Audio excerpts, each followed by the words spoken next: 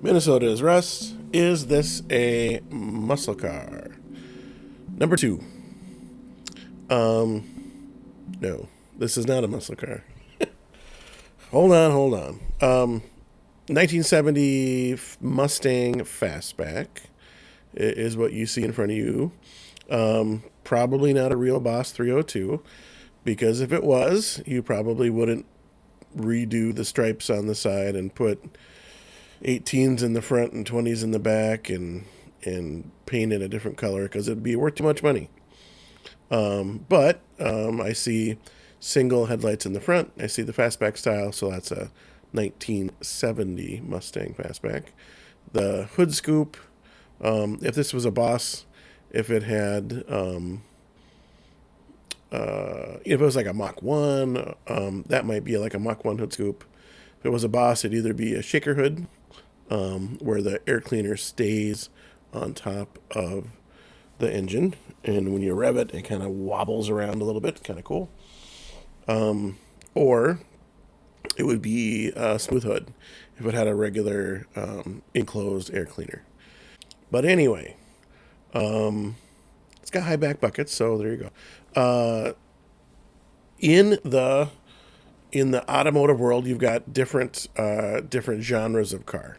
You've got muscle cars, you've got sports cars, you've got hot rods, and you have pony cars. So a Mustang, by definition, is a pony car. So a pony car is a smaller size car. It is geared towards performance typically. It has, people will talk about the 2+2 seating, which means the back seat is smaller than a mid-size or full-size car. So that is your plus two. So your think of like your '65 Mustang fastback, 2+2 fastback. That's kind of where that phrase comes from. Is back seat's not very big. Having spent many miles in the back seat of a 1970 Mustang fastback, I can tell you that it is pretty cramped when you're driving down bumpy roads, but you can fit whatever you need there. Maybe not two full-sized adults. If you go back to the definition of pony car, 64 and a half Mustang, people point at that a lot. You can look at, I look at like that first gen Barracuda. That's kind of right there too. Of course, Mustang comes out 64 and a half. Chevrolet looks at that and goes, oh my goodness. 67 Camaro pops up.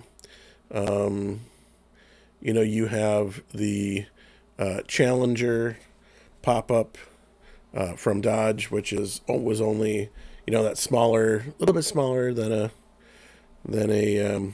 a Charger, than a second gen Charger or a first gen Charger.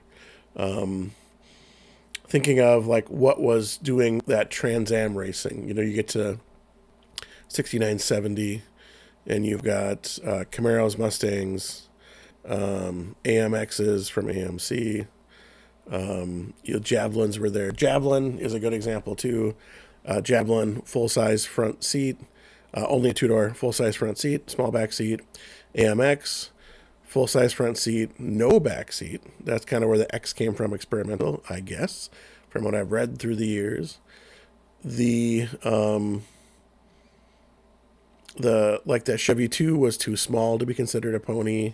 That those early Novas. Falcon was considered too small to be a pony. You could get a variety of small block and big block motors and engines. You look at 65, 64 and a half, 5 and 6 Mustang. You could get up to 289 Shelby versions, 306 horse, solid lifters, all that. You go to 67, you could get a big block when they redesigned the Mustang. So you had your 390s and then your 428s. In